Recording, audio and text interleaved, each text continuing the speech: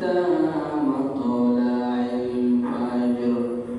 وقال تعالى في شان حبيبه إن الله وملائكته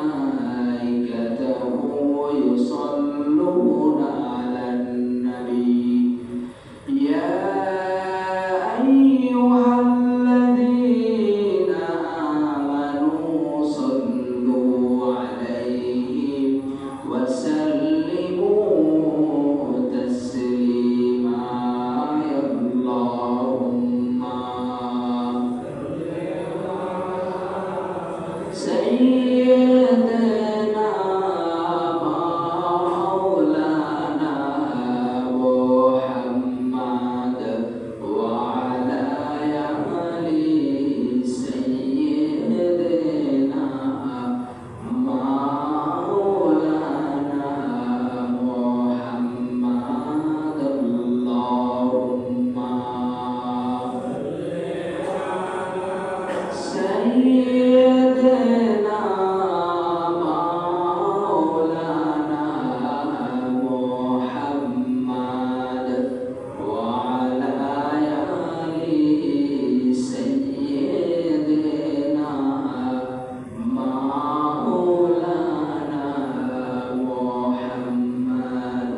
بلغ العلا بكماله كشف الدجى بجماله حسنت جميع خصاله صلوا عليه وآله سلموا يا قوم صلوا على صدر الأمين مصطفى ما جاء إلا رحمة للعالمين. الحمد لله আল্লাহ পাকের দরবারে পাকে অসংখ্য অগণিত শুকরিয়া জ্ঞাপন করছি যে রব্বে কারীম আমাদেরকে সপ্তাহের শ্রেষ্ঠতম দিন শুক্রবার দিন, মাসের মধ্যে শ্রেষ্ঠতম মাস রমাদান মাসে পবিত্র জুমার দিনে আগে আগে আসার এবং বসার তৌফিক দান করেছে। এজন্য হৃদয়ের অন্তরস্থল থেকে আমরা শুকরিয়া আদায় করি আলহামদুলিল্লাহ। মুসলিম ভাইরা, রমাদান মাসের মধ্যে আল্লাহ পাক একটি শ্রেষ্ঠতম দিন রেখেছেন। যেমনি ভাবে বছরের মধ্যে শ্রেষ্ঠতম মাস হচ্ছে রমাদান মাস, ঠিক তেমনি ভাবে বছরের মধ্যে শ্রেষ্ঠতম মাস রমাদান। এই রমাদানের মধ্যে 30টা রাত, এই 30 রাতের মধ্যেও একটি শ্রেষ্ঠতম রাত রয়েছে। সেই রাতটার নাম হচ্ছে লাইলাতুল কদর। সেই রাতটা আমাদের একদম সন্নিকটে উপস্থিত হয়ে গিয়েছে। হ্যাঁ, এই লাইলাতুল কদর বয়ান করে বর্ণনা দিয়ে বোঝানো সম্ভব নয়। কেন? এই লাইলাতুল কদরের বয়ান যদি কোনো মাওলানা, কোনো মুফতি, কোনো হাফেজ সাহেব, কোনো কারি, কোনো মুহাদ্দিস, কোনো ফকিহ, কোনো বুজুর্গ, কোনো আউলিয়া, কোনো পীর মাশায়েখ, এমনকি নবীরাও যদি এই লাইলাতুল কদরের বয়ান করে বুঝাইতে চান তবুও সম্পূর্ণ হবে না। এর কারণ কি? কারণ এই লাইলাতুল কদরের বয়ান, লাইলাতুল কদরের ফজিলত বয়ান করেছেন আপনার আমার মালিক একজন, তিনি কে? আল্লাহ রাব্বুল আলামিন। তিনি কোরআনে কারীমের মধ্যে স্বতন্ত্র একটা সূরা লাইলাতুল কদর, এই রাতের নামে একটা সূরা নাযিল করেছেন। তবে আমার একটু আফসোস হয়, সেটা হচ্ছে আমরা শবে বরাত যেমন করে পালন করি, লাইলাতুল কদর তেমন করে পালন করি না। যেমন দেখেন, লাইলাতুল কদরে যে পরিমাণ মুসল্লি আসে, শবে বরাতে তার চাইতে বেশি আসে। আবার বাসা বাড়িতে যেইভাবে আয়োজন হয় শবে বরাতের দিনে, লাইলাতুল কদরে এমন আয়োজন হয় না। আবার লাইলাতুল কদরে চাইতে শবে বরাতের রাতে যেমনিভাবে রাত ভর জাগে আমরা আমল করতে চাই, করি, শবে বরাতের রাতে যেমনি করি, লাইলাতুল কদরে তেমন আমরা করি না। এই কথার অর্থ এই নয় যে হুজুর তাহলে কি শবে বরাতের দাম কম, লাইলাতুল কদরের দাম বেশি, এটা বলতেছেন না। লাইলাতুল কদর এক জিনিস, আর শবে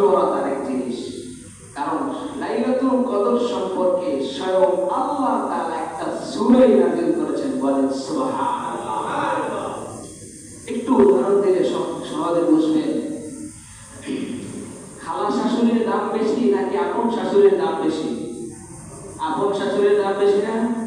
আরেকটু সহজ করে বলি, মায়ের মূল্য বেশি নাকি শাশুড়ির মূল্য বেশি? এটা তো ভুল।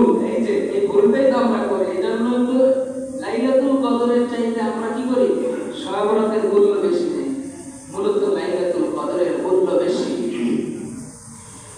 আরেকটু সহজ করে বলি, উদাহরণটা আপনারা সবাই বুঝবেন। মেয়েরা গলার মধ্যে চেইন পরে না? চেইন পরে। চেইনের মধ্যে যদি একটা ডায়মন্ড থাকে, ছোট্ট একটা পাথর থাকে, পুরো চেইনের যে দাম হয় তার চাইতে শতগুণ হাজার গুণ বেশি কিন্তু দাম হয় ডায়মন্ডের দাম, তাই না?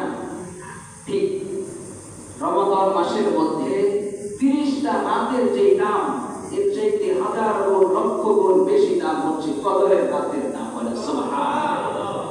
তাহলে কদরের রাতের দাম কোনো অংশেই কম নয়। আরেকটু সহজ করে বুঝাইতে চাই, দেখি পারে কিনা। আকাশের চাঁদ ওঠে না, পাশে অনেক তারকা থাকে, ছোট ছোট ছোট ছোট তারকা থাকে না? বলেন সব তারকার চাইতে চাঁদটাকে স্পষ্ট দেখা যায় কি যায় না? স্পষ্ট দেখা যায়। তারকার চাইতে চাঁদের দাম কিন্তু অনেক গুণ বেশি, শুধু কম না, অনেক। ঠিক 30টা রাত আল্লাহ পাক রমাদানে দান করছেন। এই 30 রাতের চাইতে চাঁদ যেমন স্পষ্ট দেখা যায়, সবে কদরকে আল্লাহ পাক তেমন স্পষ্ট করে রাখছেন। বলে সুবহানাল্লাহ। আল্লাহ রাব্বুল আলামিন পবিত্র কোরআনে কারীমের মধ্যে 104টি সূরা নাযিল করেছেন। এই 104 সূরার মধ্যে 97 নম্বর সূরা সূরা আল কদর। বলেন নাম কি? সূরা আল কদর। এই সূরা আল কদরের মধ্যে আল্লাহ পাক ইরশাদ করলেন, ইন্না আনজালনাহু ফি লাইলাতিল কদর। আল্লাহ রাব্বুল আলামিন পবিত্র কালামুল্লাহর মধ্যে ইরশাদ করলেন, ও দুনিয়ার মানুষ ভালো করে শুনে রাখো, আমি আল্লাহ রাব্বুল আলামিন পবিত্র কালামুল্লাহকে, আমি আল্লাহ রাব্বুল আলামিন কোরআনুল কারীমকে লাইলাতুল কদরে নাযিল করেছি। আবার আল্লাহ পাক সূরা দুখানের মধ্যে ইরশাদ করলেন, ইন্না আনজালনাহু ফি লাইলাতিন মুবারাকাহ। আল্লাহ পাক বললেন এক জায়গায়, এই রাতটা হচ্ছে বরকতপূর্ণ রাত। এই রাতের শ্রেষ্ঠত্ব কেন? এই রাতের মধ্যে আমি আল্লাহ কোরআন নাযিল করেছি। আবার আমার মালিক আরেক জায়গায় বললেন, ইন্না আনজালনাহু ফি লাইলাতিন মুবারাকাহ। এই রাতটা হচ্ছে বরকতপূর্ণ রাত। এই রাতটা হচ্ছে অত্যন্ত দামি রাত। কেন এই রাতের মধ্যে আমি আল্লাহ কোরআন নাযিল করেছি। বলেন সুবহানাল্লাহ। পৃথিবীর মধ্যে যত কিতাব আছে, সব কিতাবের মধ্যে শ্রেষ্ঠতম কিতাবের নাম কি? আল কোরআন। এই কোরআন আমার মালিক সবে কদরের রাতে নাযিল করেছেন। এজন্যই আমার আল্লাহ পাক এই রাতের দাম বেশি বাড়ায় দিয়েছেন। বলেন সুবহানাল্লাহ। আল্লাহ রাব্বুল আলামিন কোরআনে কারীমের মধ্যে বললেন, এই রাতে আমি কোরআন নাযিল করেছি, জন্য এই রাতের দাম বেশি। তাফসীর ইবনে কাসীরের মধ্যে আল্লামা ইবনে কাসীর রাহমাতুল্লাহি আলাইহি বললেন, হযরত আব্দুল্লাহ ইবনে আব্বাস রাদিয়াল্লাহু তাআলা আনহু হাদিস বয়ান করেছেন, বিশ্ব নবী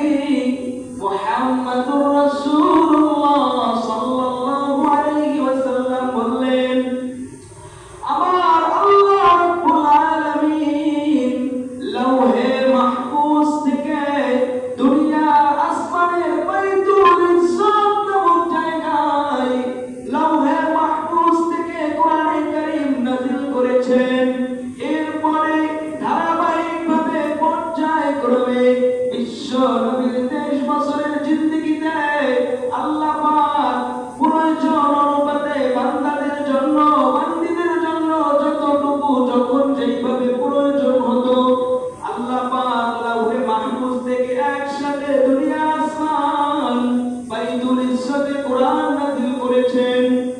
এরপরে বিশ্ব নবীর জীবনের 23 বছরে আল্লাহ পাক পর্যায়ক্রমে আস্তে আস্তে আস্তে আস্তে করে নবীর উপরে কোরআন নাযিল করলেন। সেই মায়ার নবী বিশ্ব নবী মুহাম্মদুর রাসূলুল্লাহ সাল্লাল্লাহু আলাইহি ওয়াসাল্লামকে আল্লাহ পাক জিজ্ঞেস করলেন, ওয়া মা আদরাকা মা লাইলাতুল কদর। আমার দয়ার নবী মায়ার নবী রাহমাতুল লিল আলামিনকে আল্লাহ পাক জিজ্ঞেস করলেন, ও দয়ার হাবিব, ও মায়ার হাবিব, আপনি কি জানেন লাইলাতুল কদর কাকে বলে? আপনি কি জানেন লাইলাতুল কদরের বৈশিষ্ট্য কি হতে পারে? আল্লাহ পাক প্রিয় বন্ধুকে প্রশ্ন করার পরে আমার মালিক নিজেই জবাব দিয়ে দিলেন, লাইলাতুল কদরি খায়রুম মিন আলফি শাহর। আমার আল্লাহ পাক বন্ধুকে প্রশ্ন করলেন, আপনি কি বলতে পারেন লাইলাতুল কদরের বৈশিষ্ট্য কি? আমার আল্লাহ প্রশ্ন করে নিজেই আবার জবাব দিলেন, লাইলাতুল কদরের বৈশিষ্ট্য হচ্ছে লাইলাতুল কদরি খায়রুম মিন আলফি শাহর। এই রাতটা হচ্ছে 1000 মাস ইবাদতের চাইতে বড় শ্রেষ্ঠতম মাস। বলেন সুবহানাল্লাহ। এই রাতে যদি কোনো বান্দা এবং বান্দা নেক আমল করে, ইবাদত বন্দেগী করে, 1000 মাস ইবাদত করলে যে সওয়াব পাবে, এক রাতে ইবাদত করলে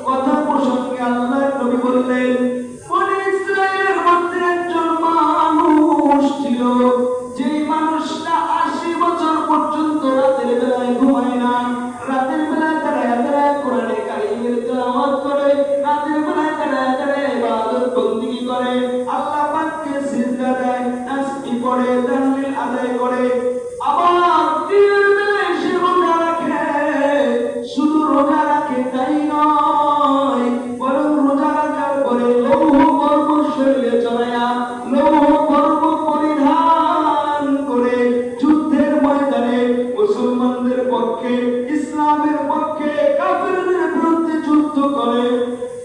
আল্লাহর নবী যখন সাহাবায়ে কেরামদেরকে এই কথা শোনালেন, সাহাবায়ে কেরাম চোখের পানি টপ টপ টপ টপ করে ছেড়ে দিয়ে বললেন, ও নবীজি, ইয়া রাসূলুল্লাহ, ইয়া হাবিবাল্লাহ, আপনি তো বলেছেন আমারানি বাইনা 60 ও 70 সানা, আমার উম্মতের হায়াত হবে 60 বছর বা 70 বছর। ও নবীজি, আগের জামানার উম্মত লম্বা হায়াত পেয়েছে। বনি ইসরাইলের মানুষের হায়াত ছিল 1200 বছর, 1300 বছর, তারা 80 বছর পর্যন্ত ইবাদত বন্দেগী করতে পেরেছে। ও নবীজি, আমাদের হায়াত তো মাত্র 60 বছর, 70 বছর, আমরা কি আপনি এত লম্বা ইবাদত করব? তাহলে কি আমরা জান্নাতে সবার পরে যাবনি?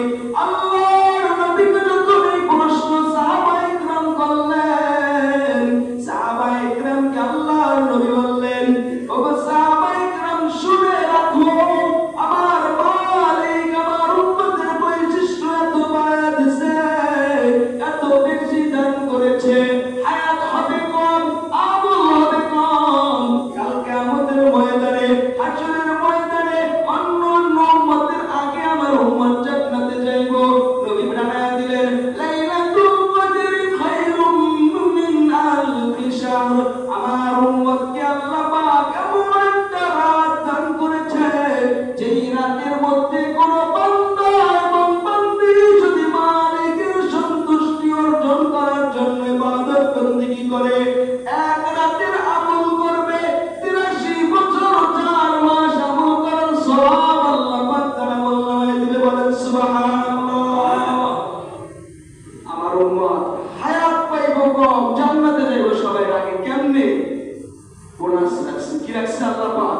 বোনাস রাখছে। আল্লাহ নবী বললেন, তাহাররু লাইলাতুল কদর মিনাল উইতর ফিল উইতর।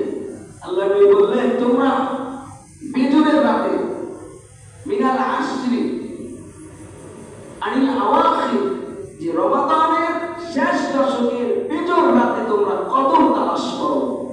21 রাত, 23 রাত, 25 রাত, 27 রাত, 29 রাতে তোমরা কি করো? কদর তালাশ করো। তবে অনেকগুলো হাদিস 27 পক্ষে আছে, এজন্য আমরা 27কে প্রাধান্য দিই। তবে বাস্তবতা এই নয়, সব হাদিসগুলো সামনে রাখলে দেখা যায় প্রত্যেক কদরের রাতকেই সমানভাবে গুরুত্ব দেওয়া এবং কিছু না কিছু আমল করা। তবে যারা ইতিকাফ করে তাদের জন্য সৌভাগ্য সুযোগ কি, যেহেতু তারা আল্লাহর ঘরে শেষের 10 দিন থাকে, তাদের জন্য লাইলাতুল কদর অনেক সহজ হয়ে যায়। কেন? আল্লাহ যদি রাতের বেলা কদরের রাতে তাকায় মসজিদের দিকে, তার ঘরের দিকে যদি তাকায় না, অবশ্যই তাকায়। যদি দেখে আমার একটা বান্দা ঘরের এক কোণায় বসে বসে আমাকে ডাকে, বলে মালিকের দয়া হয় না? মালিকের দয়া হবে না? কঠিন দয়া হবে। মালিক তো রহমান, মালিক তো রহিম। মালিক বলে, ভাই বান্দা আমারে পাওয়ার জন্যই তো আমার